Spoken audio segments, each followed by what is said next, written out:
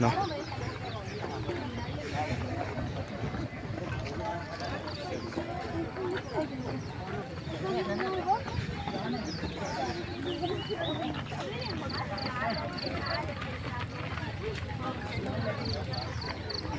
Ito naman mga ka-vlog, no?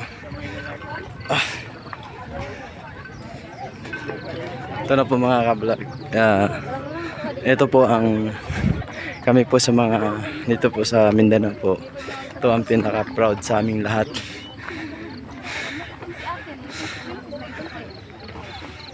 Siyempre mga ka-vlog, hindi natin po